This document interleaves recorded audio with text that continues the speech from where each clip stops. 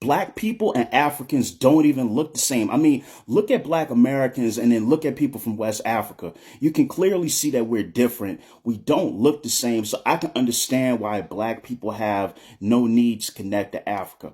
Black Americans, listen, please stop referring to yourself as African American. That Pan-Africanism, that whole movement to unify Black Americans with Africans, listen, that's a hoax.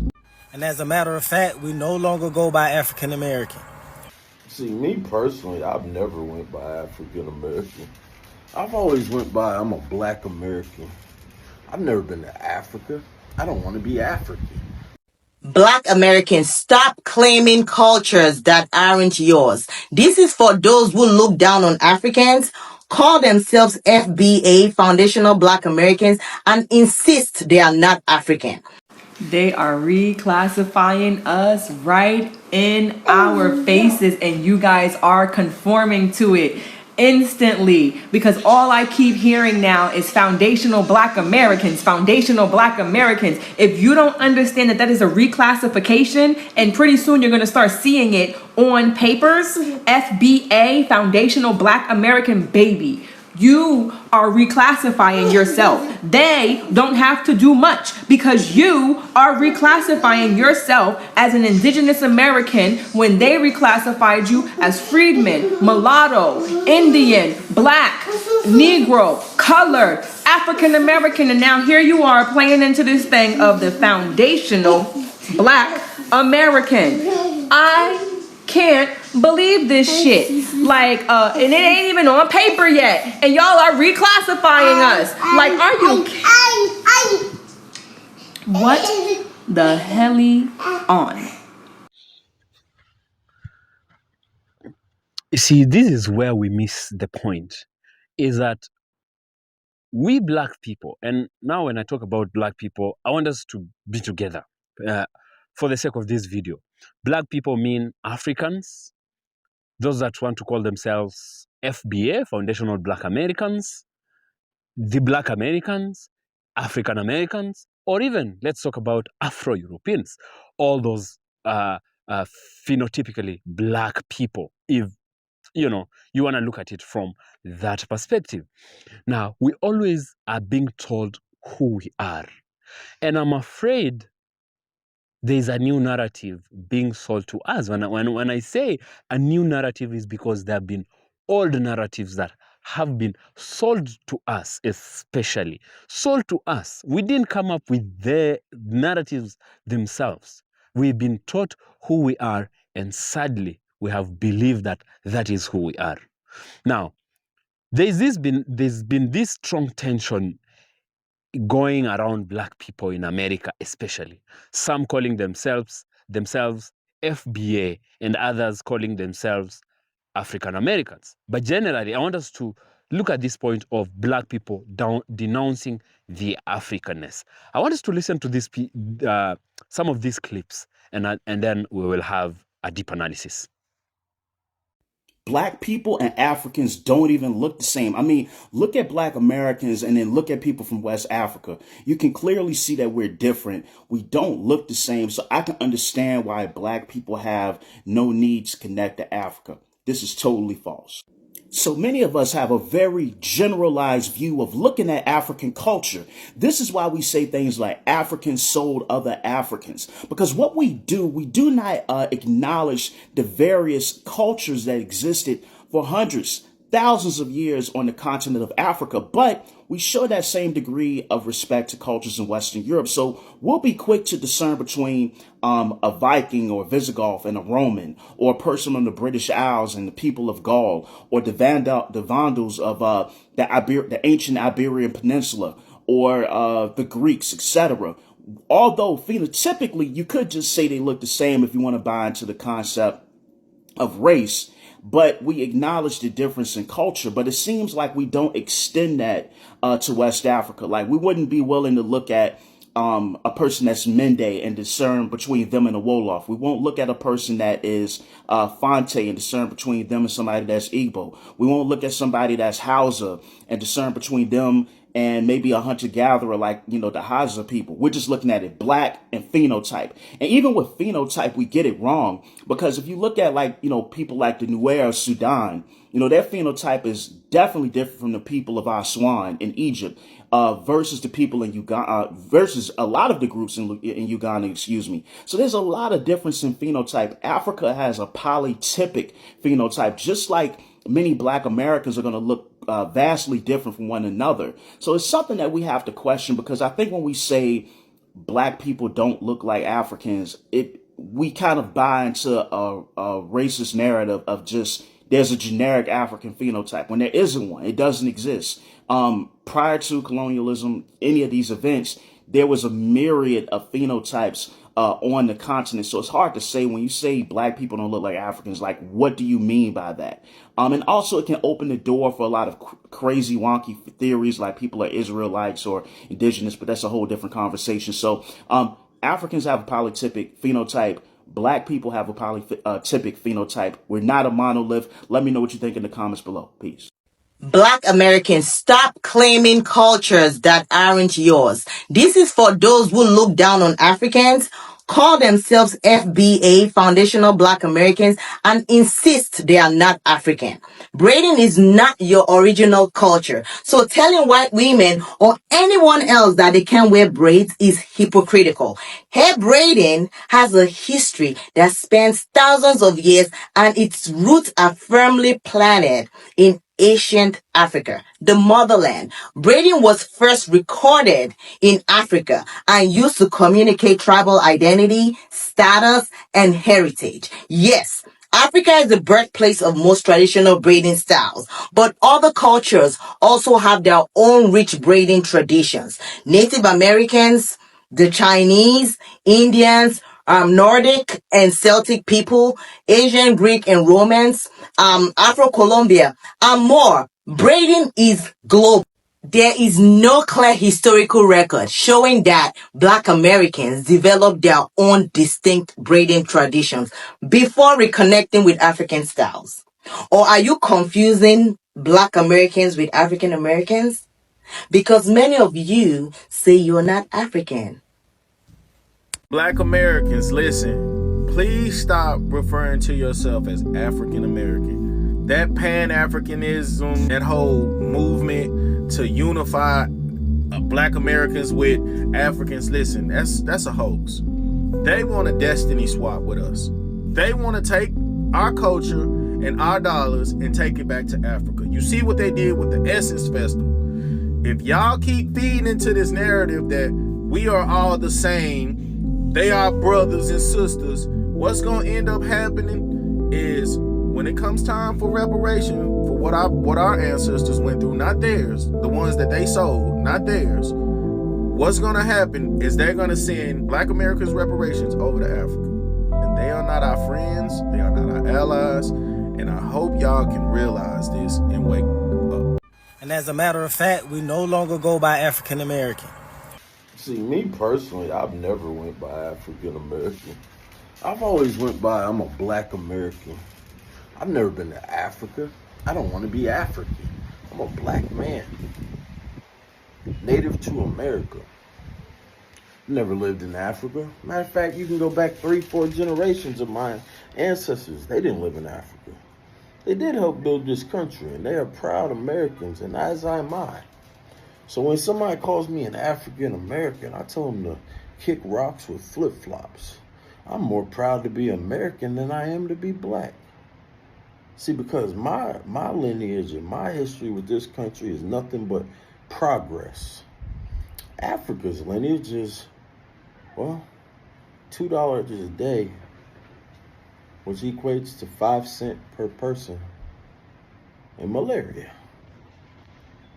Alright, I would like to apologize to all Africans, whether you're in Burkina Faso, whether you're in Nigeria, whether you're in Sudan or up in Egypt, down in South America. I apologize. Welcome to the cookout. I was not aware of the statistics of Africans or the African continent. This is the average IQ by country 2025. As you can see, last place. All right, last place. I apologize. I did not know this before I started making these videos, okay?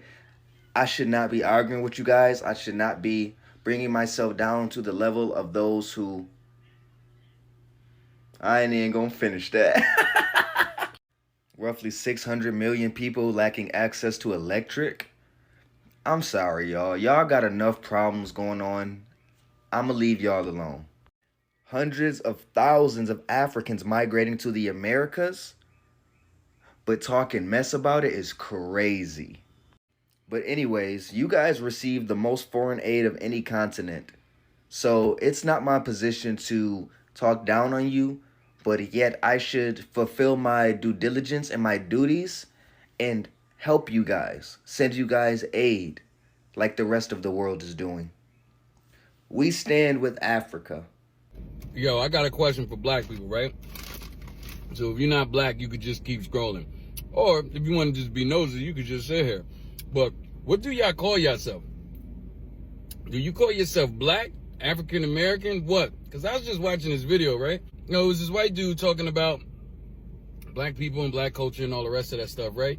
And in the comments, the girl was like, "Thank you so much for not calling us African Americans." And I was like, and she had a lot of likes to that, and I didn't understand that at all.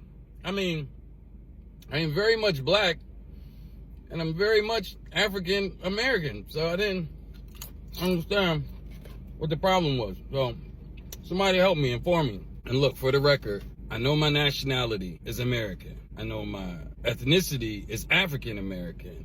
And I know my color is black. So I have those three things. I just want to know what y'all call yourself. The people you call black Americans are not from Africa. Okay. We're from America. I mean, if that's how you want it. First of all, I'm about to bust that dry bubble that y'all got thinking that everything and everybody comes from Africa. How can humanity come from Africa when all of Africa's food comes from the rest of the world? Your biggest cash crops, cocoa and cassava, both come from America. I actually love that you brought that up because I can finally talk about Africa before slavery. Because yes, we did exist before slavery. And Africa, especially West African countries, had peaceful trade with South America at that time. That's why you can find cassava and stuff like that in cultural food in West African countries. Because West African countries discovered America way before Europe did, way before. And there's actually a really, really interesting interview from Dr. Even van Santima, which is from the 80s, I think. It's on YouTube, where he talks about how advantaged Africans were and their travels to South America, their trade and stuff like that, and how much Europe did to try cover that up because they were embarrassed about how advantaged Africans were. So thank you for bringing it up. That's actually, I appreciate that. Check yourself. Checked. So y'all trying to claim that we come from y'all when in actuality some of the people in Africa come from us. Y'all never heard about Liberia? Okay, now I'm generally a little bit confused because even when we go off of your point of saying black Americans are not Africans, Liberia would still exist as a country, maybe with a different name, without black Americans, because it was never an empty piece of land. There were people living there before, and it actually caused a lot of difficult dynamics and even wars when they sent back black Americans. So yeah, just saying that they would exist without black Americans still. Yeah. And y'all love to say that we ain't got no culture and we don't know who we are. I totally agree on that because even I grew up learning that Americans have no culture. That was never just about black Americans, that was about Americans. And it took me a time to actually overthink what I've been hearing my whole life because it's simply not true. Do you have your own culture? Do I say, or would I say you are the blueprint? Absolutely not. I would never agree to that. But will I say you have a big impact? Absolutely. Absolutely, and I'm freaking proud of y'all for doing that. So yes, we should work on that, and we should definitely give black Americans their roses because they be working hard. Shit, yeah. So who are you to even open your mouth and try to tell us who we are? Honestly, especially in this time, no one can tell you who you are. If you want to be a tree, be a tree. If you want to be a cat, be a cat. And if you don't want to be African, don't be African. And this might sound sarcastic, but I don't mean it in that way. Like, seriously, if you don't want to be African, that's it. And I think Africans, or we in general, got to stop telling them who to be. If they want to not be African, that's fine. I'm totally fine with us being friends. I don't need to be your blood, and I don't need us to have the same roots for us to get along. Can we just stop fighting? See, this is what I'm saying. It is high time that we are not listening to people telling us who we are. Now, this is what has been happening. Remember, back in the 80s, and I think in the 70s, there was a strong urge for Black people in America to try and reconnect with Africa.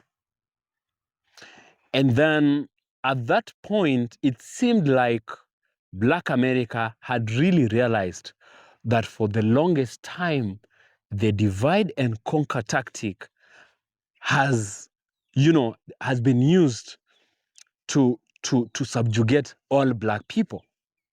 And there was a strong need amongst, especially amongst activists and Black scholars, to try and really explain to Black people and Africans that, we are actually one people that have been separated by the consequences of slavery and colonization. Remember, during the 70s, the late 60s, 70s, and running into the 80s is when most African countries, or all African countries, many of the African countries had just come from colonization.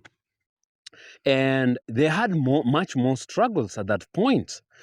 And then many of those explanations from those Black scholars in America were not getting the listening ear from Africans. I mean, what I'm trying to say is Africans were not really listening. They didn't really care. I think they were busy trying to get back from colonization and take charge of their countries and whatever. And then it went on for some time. And I think then the tables turned.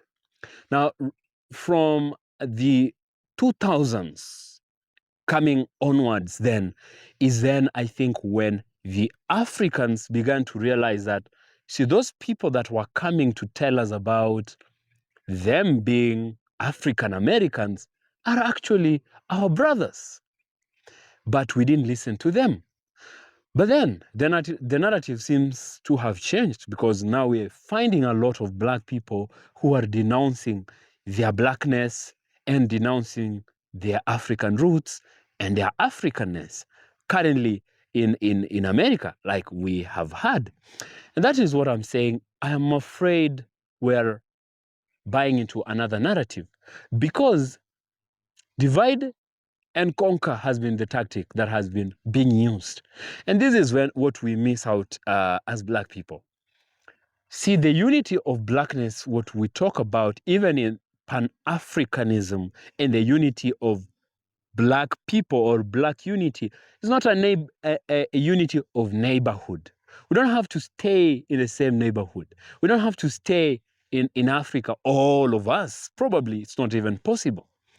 But we have to stay together in our identity and make Blackness not just a racial identity for us, but also a political identity, like the palm coloreds, are doing. We need to learn from them. I think there's something we can learn from them. For them, they are white. And actually, look at it from this perspective. Nobody is ever white until a Black person moves into the circle, into the vicinity, and then they realize they're white. They don't even call themselves white people. No. They call themselves Americans, which they're not Americans.